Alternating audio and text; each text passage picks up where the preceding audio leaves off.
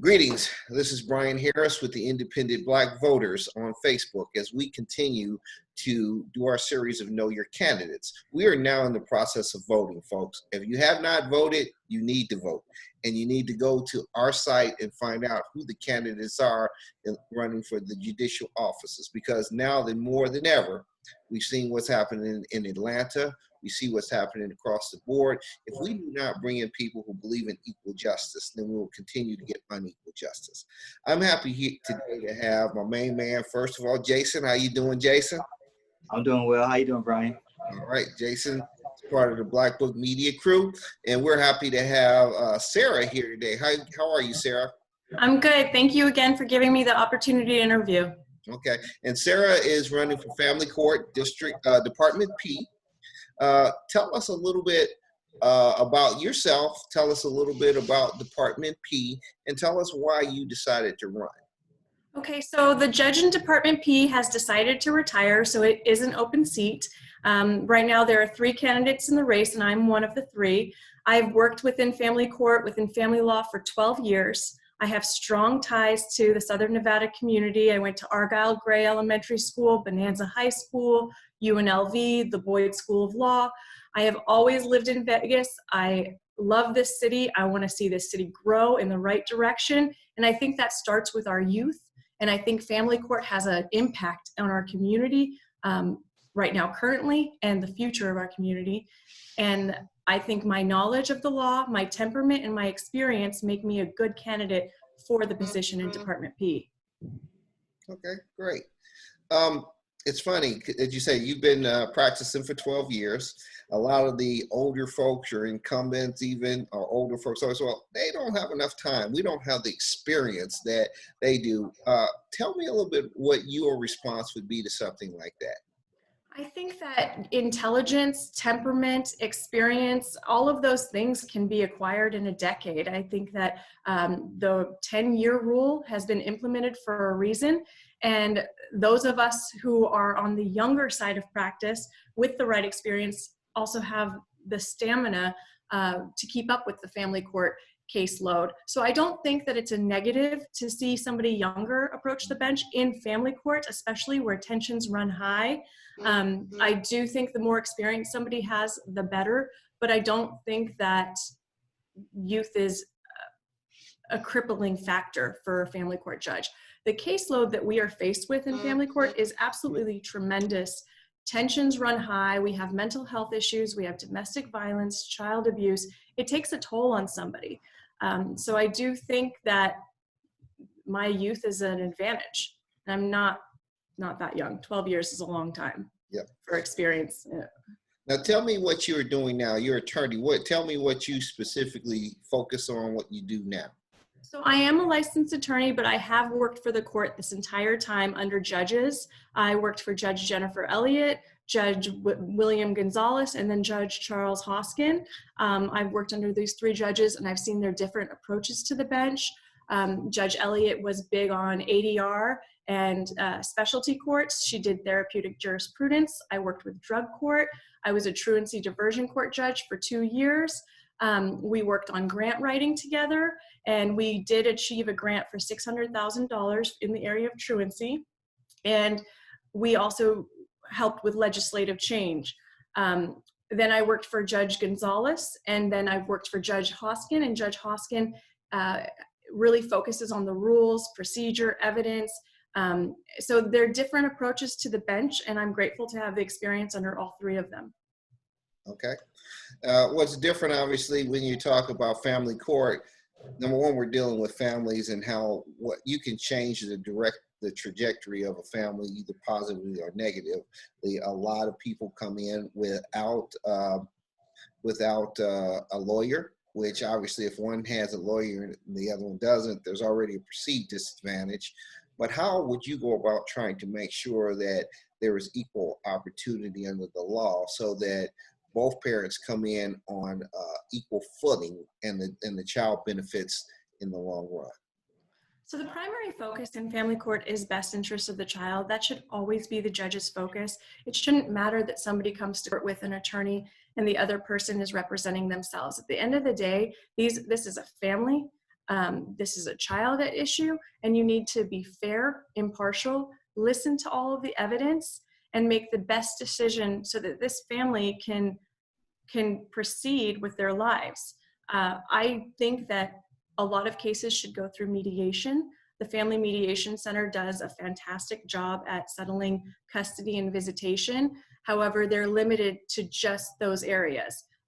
People come in with other issues, child support, property, retirement accounts, spousal support. It would be nice to see more mediation programs so that people can come to the table, sit down, and reach a resolution. If you look at statistics for cases that go to mediation and settle that way versus a judge who's made a decision, those cases are less likely to come back before you. And it's my belief that those people are co-parenting in a healthier way because they had a say in how their custody arrangement, how their divorce proceeded, rather than presenting case in an arena in front of a stranger, because there is no perfect answer to that question. It's something that I've thought about for years. How do we make this more fair? I do believe that implementing the rules is the only way to maintain fairness so that you're not subjective in one case and then doing something else in another case.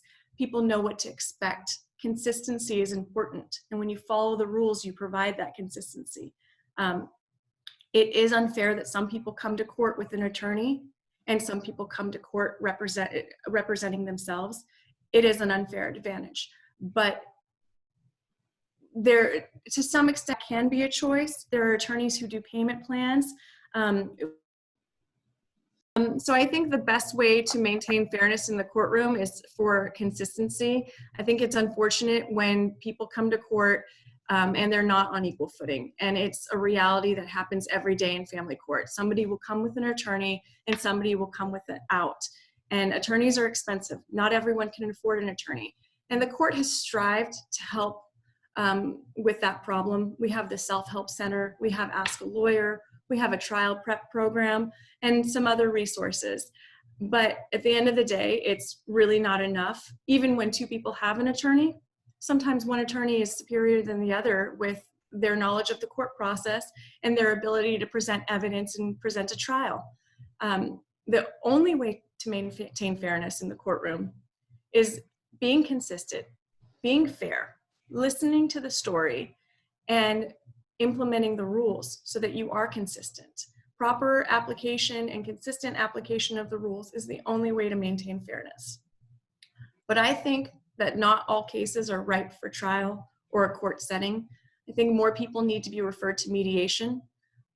When parties go to mediation and they have a say in the outcome of their case, they can sit down, they can talk about things, they can talk about their future, what's fair with a neutral third party. They're less likely to come back to court. Statistics, when you follow those cases, statistics show they are less likely to come back to court than people who went to trial that had a judge enter a decision on how they're going to live their lives. So I'd like to see more mediation. Right now we have the Family Mediation Program, and they're limited to custody and visitation. Excuse me. Bless you. And they're limited to custody and to custody and visitation. There's other issues that come into play at family court, so we do need more mediation programs. It would be good too. Now, first of all, are the mediations binding or non-binding? So mediation, everything that happens in mediation is confidential unless if you reach an agreement. Once that agreement is either placed on the record or entered as an order of the court, then it is a binding agreement. Okay.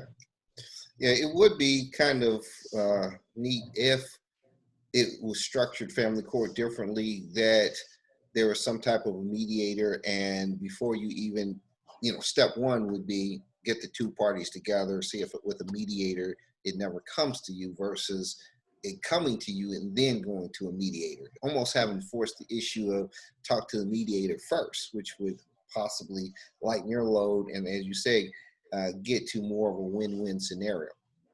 I believe in that too. Some judges actually refer cases to the Family Mediation Center when they have children, just to mediate the custody and visitation. They're limited to just those two topics. And then there is the judicial settlement program and the senior judge settlement program, that those cases, they can talk about anything, but the resources for both of those programs are scarce, so we need more. Got you. I'm glad to see that fathers are now being given equal rights, but sometimes when we come into that court, biases creep in. Father versus mother, black versus white, criminal record versus non. People make mistakes. And the other thing is, whether we want to agree or not, everybody has some type of inherent biases. But the key is to make sure that as a judge that they're left at the door. What is your belief on both of those statements? And also, obviously, we're looking for the independent Black voters to talk about how we can get more of a balanced and level playing field from the judicial system as a whole. So tell me what you think on those statements. I think you're absolutely correct. When a judge is elected, they go to Judicial College, and there is a course on implicit biases, and they are taught about biases that they may or may not know that they have, and they are taught to leave those biases at the door, just like you said.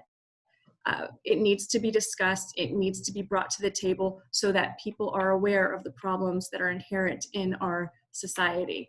As far as the gender issue, the law has shifted in the last few years. AB 263, now codified in the NRS 125, now states that parents are presumed to be joint physical custodians. And it's a rebuttable presumption. So basically, it is very gender neutral now. It's not just you're the mom, you've got preference. It's joint physical custody is the preference, unless if you can show me a good reason why you should be awarded primary physical custody. So it's a rebuttable presumption, but you start there. Okay, great. Jason, you have some questions? Okay, so say you go to mediation and one party says it's my way or the highway, and it goes like that back and forth, and then gets thrown to trial. And then you go to trial, and one party provides, say the father provides substantial evidence that the mother's not fit enough to take care of the child. Father wins, primary custody gets shifted over to the father, and then say the mother filed a petition or whatnot, a motion or something to come back, and then we get a different judge or whatnot, and then that judge just says, okay, mother looks like she's doing okay, and reverses everything back to mom. How would you feel, or how would you deal with a situation like that? So being the second judge, how would I deal with a situation like that? So at any point in time in a case, somebody can file a motion. Whether it has merit or not is up to the judge to decide when issuing a decision upon that motion.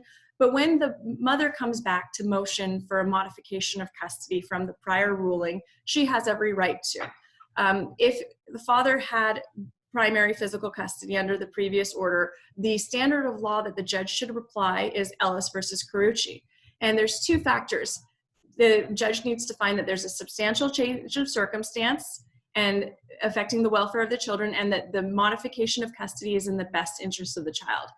If the mother has met both of those prongs, she needs to then set an evidentiary hearing on the motion to modify custody. And then the mother and father would both be able to present evidence at an evidentiary hearing why the motion for custody should be granted and custody should be changed, or why it should not be granted. So that does happen. Custody does get changed based upon the motion, but it does need to go to an evidentiary hearing. Custody can never be changed just at a motion hearing. You get a chance to present evidence, to call witnesses, and to make your case in that scenario. Okay, and then say you go to evidentiary hearing, and then it gets kicked back, and then the father gets awarded primary custody and all legal fees. Mother has to pay and all that stuff. And then it goes back again, and then it goes from you now, from you saying, okay, this is the judgment, he's primary, awarded legal, and then it gets transferred to a different judge. On your opinion, and that different judge comes in, I don't think the judge really reviewed the case and looked really in depth to the case. and then says, you know what, we want you to go to your side and you go to your side, and we want you guys to work out an agreement right here. And then at the time, my attorney or his attorney is basically coming up with an agreement at the time, instead of trying to take steps in order to like actually showing that like the mother's really like sincerely trying to develop better skills for our child or said child. And then it reverts right back to the situation that got us there in the first place. What would be a recommendation or your opinion, or what would you think? So if custody was modified in that manner that you just discussed, and then mom went back to her old ways under your scenario, dad would need to file a motion and ask for another modification of custody and say, you know, whatever the situation is, mom is back to her old ways of doing XYZ, whatever they are, she's not fit for custody. And you would now have to then show, and this is just the procedure. It sounds frustrating based on the scenario that you've presented, but that would be the procedure. The father would have to file a motion to modify that custody back. It wouldn't be a motion to reconsider because it would be new facts and evidence because she's reverted. It wouldn't be a motion to set aside because it's not mistake, fraud, excusable neglect. It's new facts and circumstances. Mom has reverted back to her old ways. So you would have to motion again and go through that evidentiary process again, as frustrating as that sounds under your scenario. And I have one more, I guess, hypothetical or question. So, okay, there is an agreement in place, week on, week off.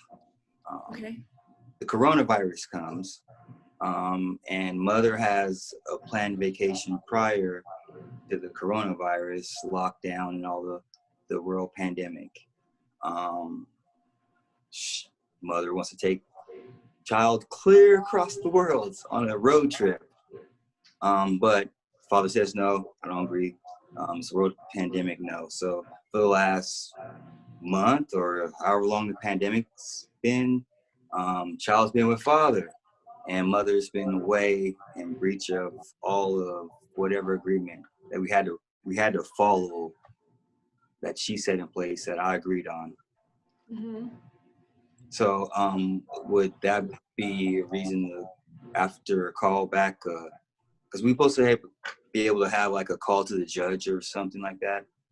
You'd have to file a motion to bring anything to his attention. Judicial canons and EDCR talk about communications with the judges and how to get matters before a judge. So you do have to do everything by motion practice. EDCR 2.20 tells us that.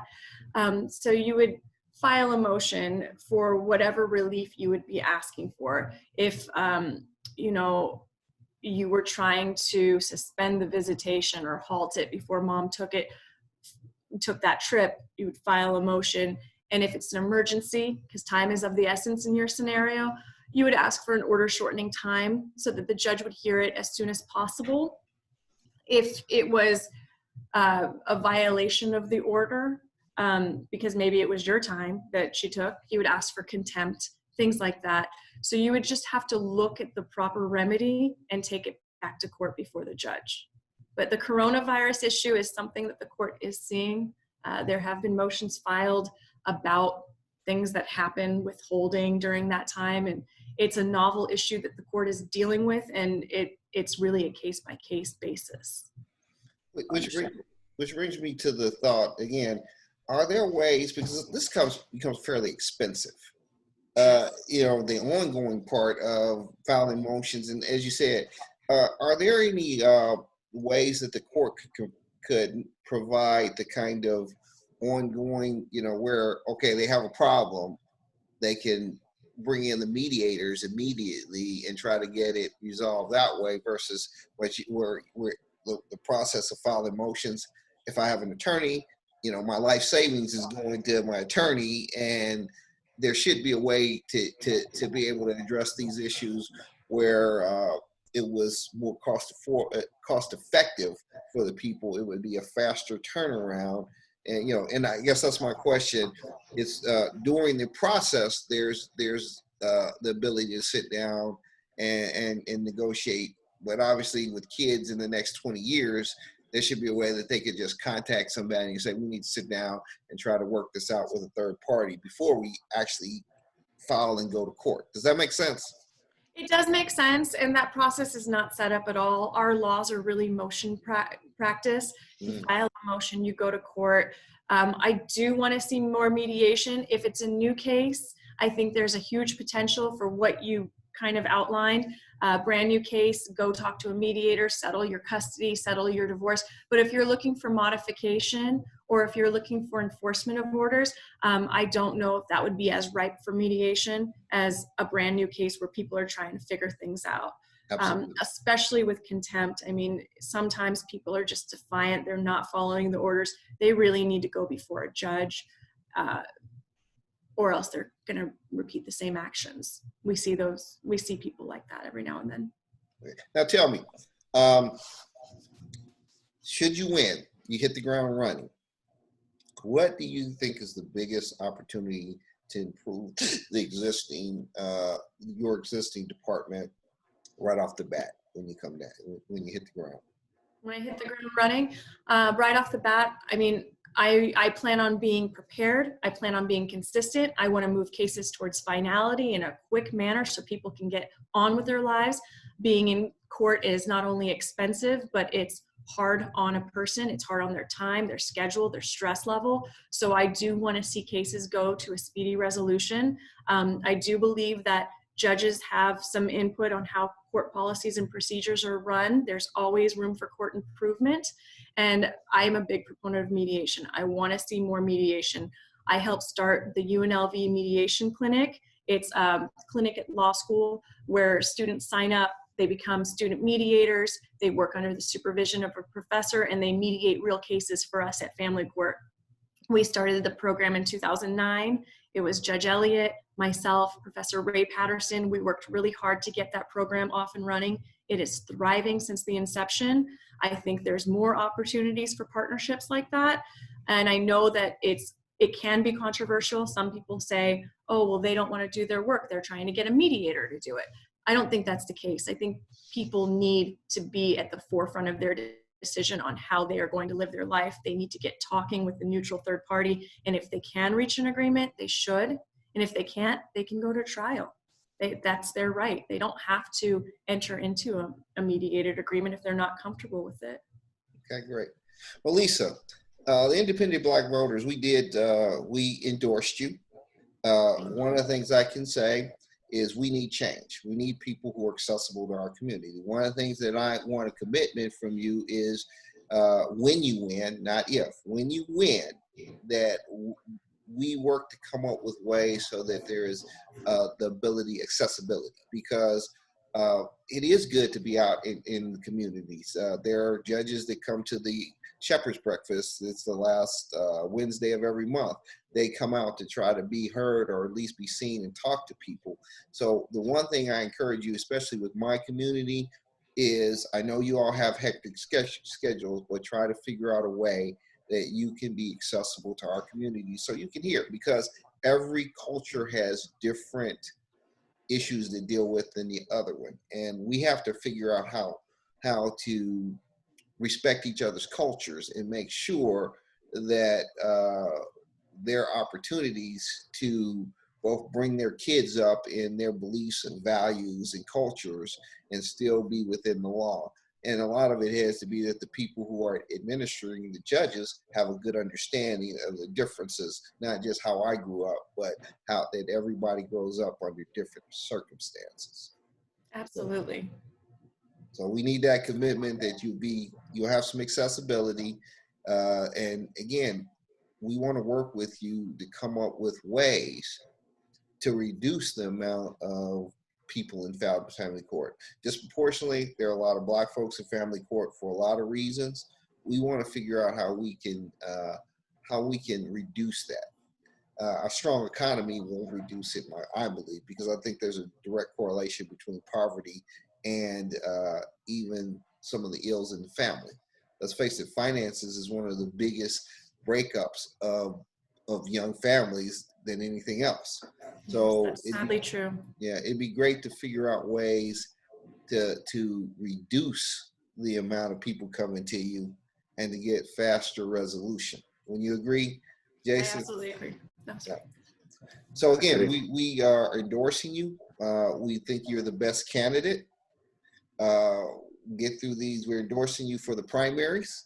So we want you to make it through the primaries. If you can, win it all. But we want you to make it through the primaries. We will talk to you some more after that on what we need for our community to have a voice and to have balanced justice.